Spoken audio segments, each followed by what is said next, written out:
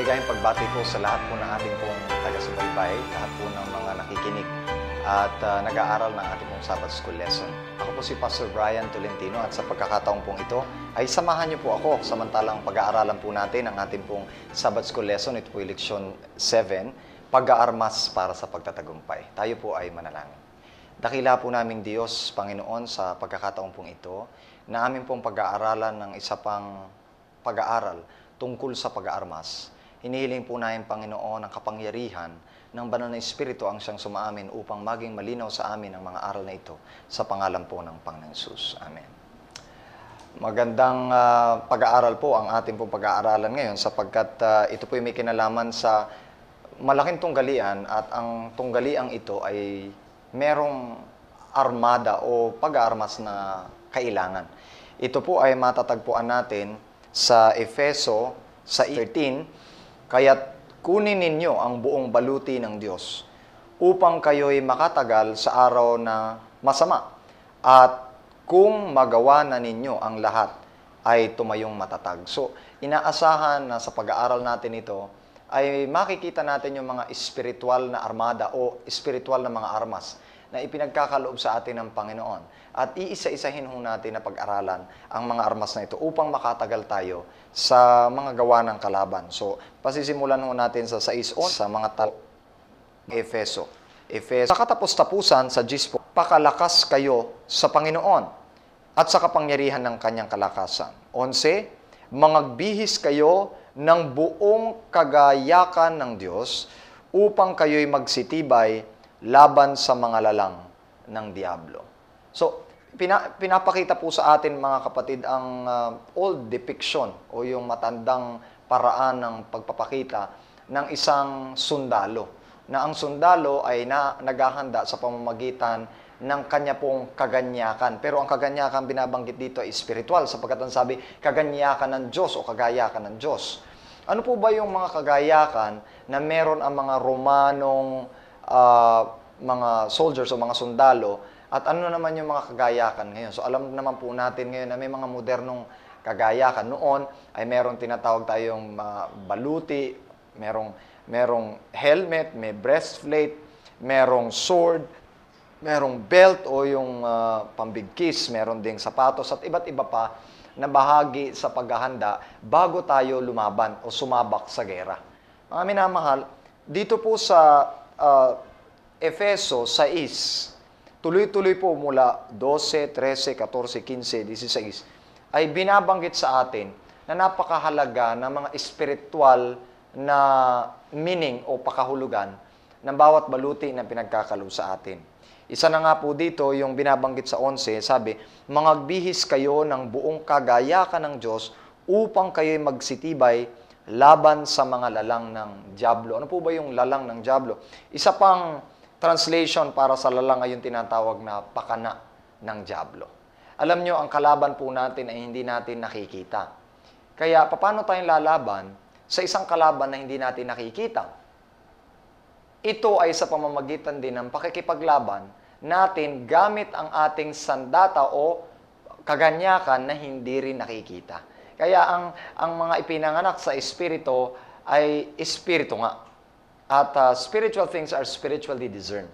Kaya mga kapatid, kailangan ho natin ng mas malalim na mga pananaw pag binabasa po natin ang mga kaganyakang ito. Sa verse 12, ang sabi, sapagkat ang ating pakikipagbaka o pakikipaglaban ay hindi laban sa laman at dugo, kundi laban sa mga pamunuan, laban sa kapangyarihan, laban sa namamahala ng kadilimang ito sa sanlibutan, laban sa mga ukol sa espiritu ng kasamaan, sa mga dakong kaitaasan. Last time, binanggit po natin sa nauna nating leksyon, itong bagay na ito. Sino po ba ang kalaban natin? Una, ipinamamanhik sa atin na hindi ho natin kalaban ang laman at saka dugo. So mga kapatid, kung hindi natin kalaban ang laman at dugo, hindi natin pwedeng talunin sa pamamagitan ng ng laman o sa pamamagitan ng mga sandatang panglaman. Ano ho ba yung mga sandatang panglaman? Mga kutsilyo, ito ay mga armas o mga machine guns o ano pa mga baril. Hindi ho natin kayang talunin. Bakit? Sapagkat ang ating pakikipaglaban hindi laban sa laman.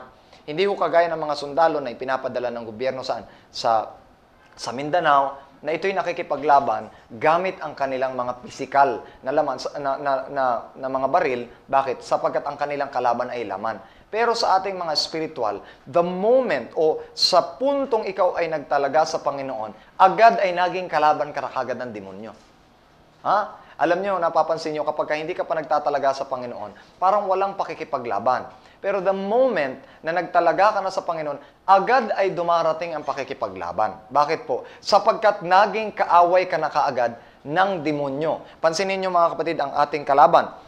Kaya pagkatapos na mabautismo ng tao, agad-agad pagdating niya sa opisina, may kaaway na kaagad siya, may kalaban na siya. Bakit? Sapagkat yung mga prinsipyo na kanyang pinaninindigan ay taliwas sa prinsipyo ng ano? Prinsipyo ng mga pamunuan.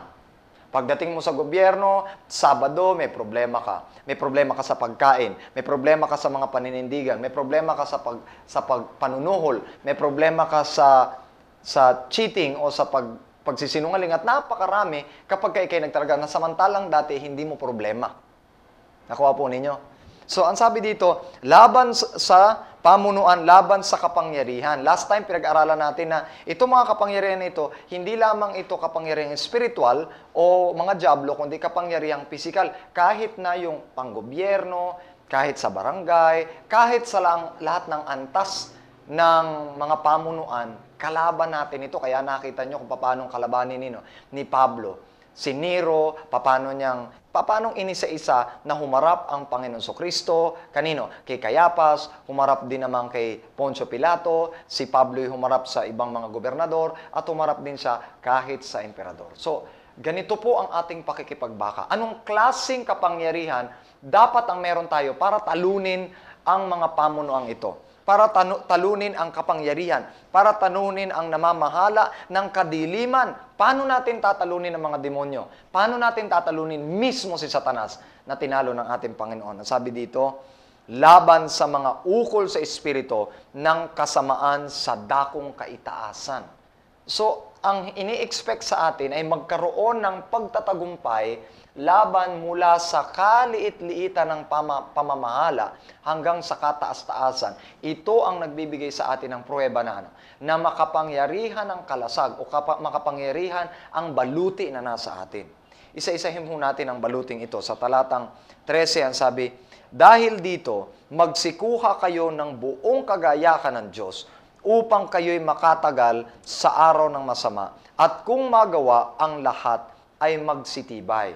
Gaano po ba kahalaga ang mga pinaglalaban natin? Bakit kailangan natin na magkaroon ng mga bagay na ito? Naalala po ninyo ang Mateo 25, 1 hanggang 13. Hindi ko na babasahin ito, pero itong konteksto po nito ay ay yung tinatawag nating 10 mga berhen. Sa 10 berhen na ito, tila baga parang walang labanan. Pero kung titignan natin, may nanalo, may natalo. So kung may nanalo at may natalo, may nangyaring labanan.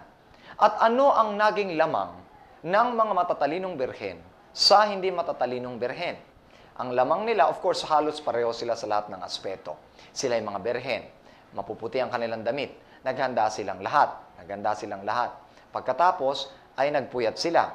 Pagkatapos, sila ay nakatulog. Lahat sila ay gumising. Lahat sila ay naglinis ng kanilang mga lampara. Pero, hindi lahat sila ay merong mas kahandaan o may reserve na oil. Dito po sa pakikipaglaban natin, makikita natin na halos pareho lang lahat ng Kristiyano. Pero merong mga Kristiyano na kakaiba. Pakinggan po ninyo. Ito po'y babasahin natin sa mga tala mula sa 2 Timoteo 3, 1 hanggang 5. Datapot alamin mo ito, na sa mga huling araw ay darating ang panahong mapanganib. Sapagkat ang mga tao ay magiging maibigin sa kanilang sarili. Maibigin sa salapi, mayayabang, mapagmalaki, mapagtungayaw, masuwayin sa mga magulang, mga walang turing, mga walang kabanalan, walang katutubong pag-ibig, walang paglulubag, mga palabintangin, walang pagpipigil sa sarili, mga mabangis, hindi maibigin sa mabuti.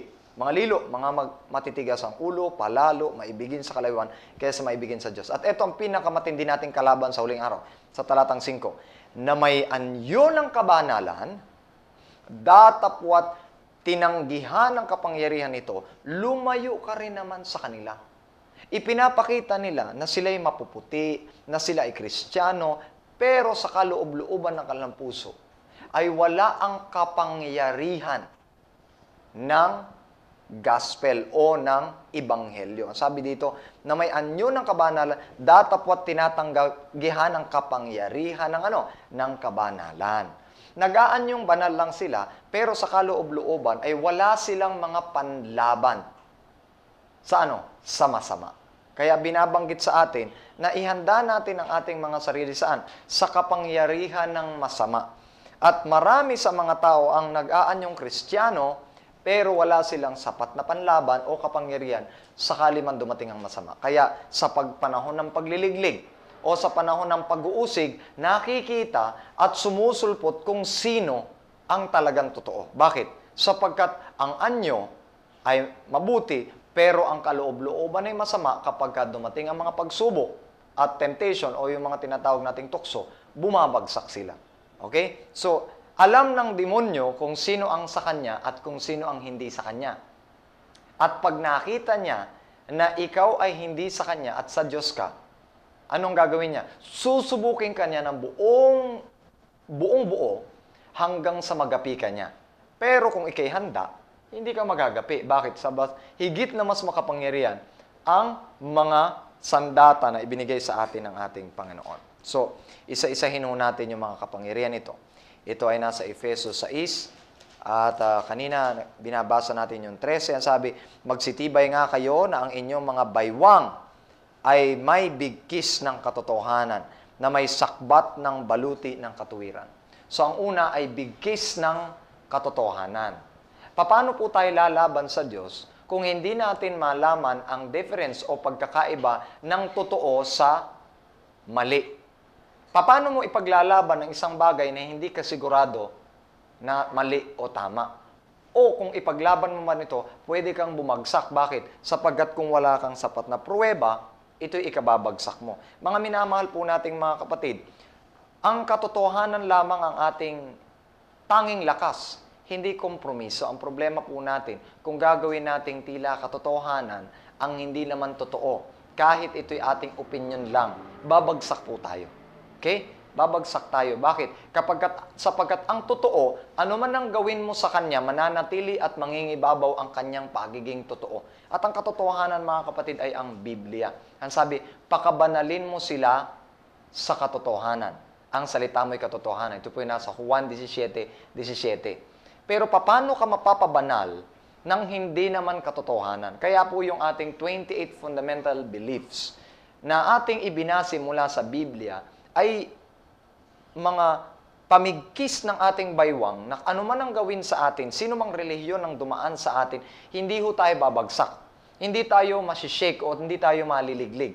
Ang problema, mangaral lamang yung mga extremists, yung mga nag-aaral tungkol kay Ellen G. White, mga vegetarian, agad-agad naalis na kagad tayo, nandun na tayo. Pag kami nangaral naman tungkol sa Unitarian, nandun na rin tayo. Bakit? Sapagkat napakahina po natin sa pagkakaalam ng katotohanan. Minsan, kinukuha natin ang ating mga katotohanan sa iba't ibang mga relihiyon na hindi naman natin personal talagang siniyasat mula sa Biblia. So ano po nangyayari? Tayo ay bumabagsak. Ano pa ho yung isang binabanggit dito? Ang sabi dito, mga sakbat na baluti ng katuwiran. Sakbat na baluti ng katuwiran. So, yung katuwiran pala ay nagiging nagiging pangsanggalang natin.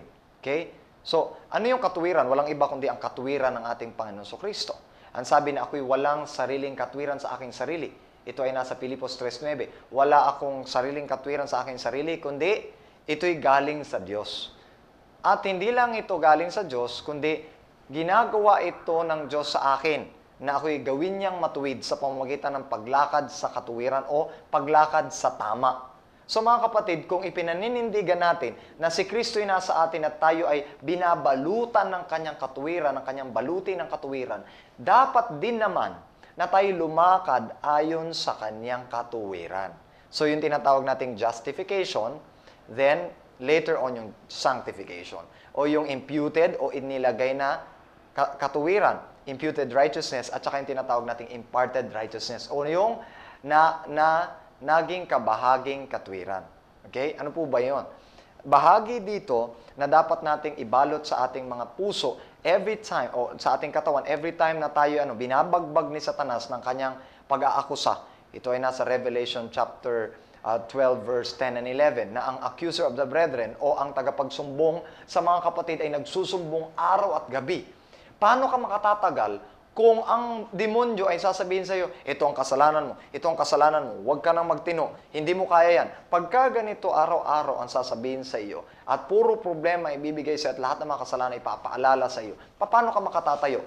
Maliban na, una, nanampalataya ka sa katwiran ni Kristo. Pangalawa, na isinabuhay mo ang katwirang ibinigay sa iyo ng Panginoon. Sa ganito, walang magagawa. Kaya maraming mga tao takot kapag kami naaalihan ng demonyo, ayaw pumunta doon. Bakit? Kasi ayaw nilang ma-expose sila. Pagdating ng demonyo, baka pagkapunta nila doon, sasabihin, o ikaw, ang kasalanan mo, ito. Hindi nila kayang ipanindigan na na wala. Wala na yan, nahihingi ko na ng tawad, besides, hindi ko na rin ginagawa. Pero tayo takot, bakit?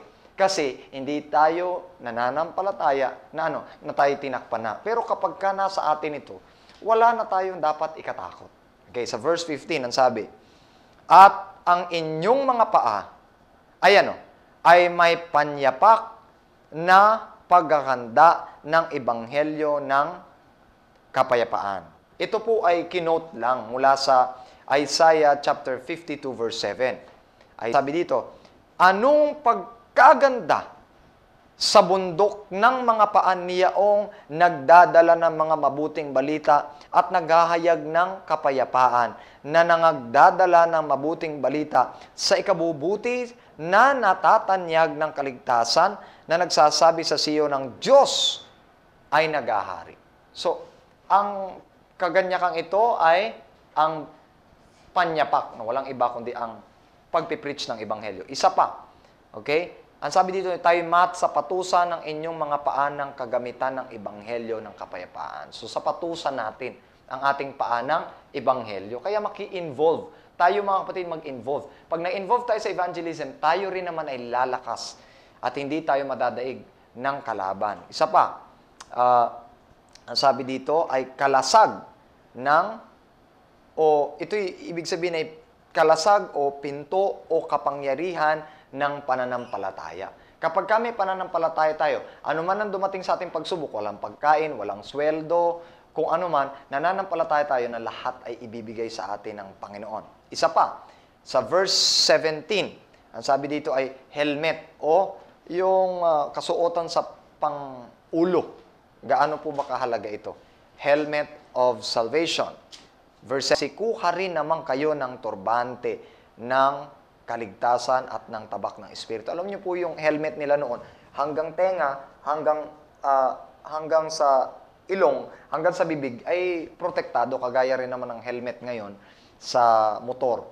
Pero ang matatag na ibig sabihin nito mga kapatid ay helmet of salvation. Yung kapag ka may helmet ka, ikaw ay protektado mula sa pagkamatay. Alam niyo kapag ka masugatan ang katawan, masugatan ng kahit ano, pero pag ang ulo ay nabagok, ito'y siguradong patay. Alam nyo, kailangan natin ng helmet of salvation. Ibig sabihin, kailangan sigurado ka lagi sa lahat ng oras na meron kang kaligtasan kay Kristo dahil sa pananampalatayang nasa iyo. Bakit? Kapag ka ikaw ay laban sa iyong kaaway at hindi mo siguradong ikay ligtas, anong kapangyarihan meron ka? Buhay na walang na meron ka. Bakit ka tatayo? Bakit ka lalabang kay Satanas kung alam mong ikay talo na? So, ang sabi ng Panginoon Kristo, kay Satanas ako'y naparito at walang nahitata. Ito po yung sarili kong translation. O walang nakuha si Satanas sa akin. Dapat ganun din mga kapatid. At isa pa, yung pananalangin palagi. Ang panalangin ay isang kapangyarihan natin na na pag tayo nanalangin, immediately nagpapadala ng rescue ang Panginoon. Pag kay nasa dehado na, ito kay sundalo, at wala ka na, at hihingi ka ng backup o mga taong mas darating pa yung beyond sa kakayanan mo, darating ang tulong ng Panginoon. So, dito po sa ating lesson, idinidiscuss sa atin na maliban na meron tayo nito, hindi tayo mananagumpay sa malaking tunggalian o labanan ng mabuti at masama. Pakinggan po ninyo ang sabi ni Mrs. White sa pagtatapos. Sa bawat kaluluwa, dalawang kapangyarihan ang nakikipagpunyagi ng taimtim para sa tagumpay. Isinasaayos ng pagdududa ang kanyang puwersa na pinangungunahan ni Satanas upang alisin tayo sa pangangailangan ng ating lakas. Tinitipon ng mananampalataya ang kanyang puwersa na pinangungunahan ni Kristo ang nagtatag at nagpapasakdal ng pananampalataya. Oras-oras sa paningin ng sansinukob ang labanan ay sumusulong. Ito ay mano-manong labanan. At ang dakilang tanong ay, alin ang magtatamo ng paghahari? Sino ang mananalo? Pag nanonood kayo ng boxing, nanonood kayo ng telenovela, sino ang mananalo? Sino ang mananalo? Yun ang laging tanong natin. Ang tanong na ito ay dapat pagdesisyonan ng bawat isa. Sa labanang ito, ang lahat ay dapat makibahagi na nakikipaglaban sa isang panig o sa isa. Saan ka ba papanig? Kung ikay papanig sa masama, ikay matatalong sigurado. Kung ikay papanig sa mabuti, siguradong magtatagumpay, pero kailangan mong sumampalataya. Sa tunggalian ay walang kawala. Tayo ay pinakikiusapang maghanda para sa labanang ito. Maging matatag sa Diyos at sa kapangyarihan ng kanyang lakas. Isuot ang buong baluti ng Diyos upang kayo ay makatayo sa panlilinlang ng dyablo. Ang babala ay inulit. Kaya nga kunin ninyo ang buong baluti ng Diyos upang kayo ay makatagal sa masamang araw nang nagawa ng lahat ay makatayo. Mga minamahal, walang ibang opsyon.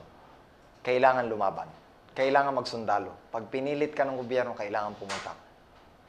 Pero ang tanong, tatayo ka bang matatag at buhay pagkatapos ng labanang ito? Mapalad po ang magtagumpay at mamanahin niya ang korona ng buhay. Pagpalain po tayo ng ating mahal na Diyos. Sana po sa labanang ito, lagi tayong nasa side o nasa banda sa ating Panginoon. Tayo po'y manalangin. Nakila po namin Diyos, Panginoon, salamat po na ang pag-aarmas ay ibinigay sa amin. Sapat upang talunin ang kalaban sa isang malaking tunggalian at labanan na kung saan alam po namin kung sino na ang talunan. Ito ay ang demonyo. Hinihiling po namin, Panginoon, na kami ay balutan ng lahat ng mga kaganyakang ito. Pagpalain ng bawat isa sa amin at ang aming leksyon na ito ay magbigay sa amin ng linaw tungkol sa labanang nangyayari. At kami pipili lagi sa inyo sa pangalan ng Panginoon Hesus. Maraming salamat po hanggang sa muli ng ating pong pag-aaral.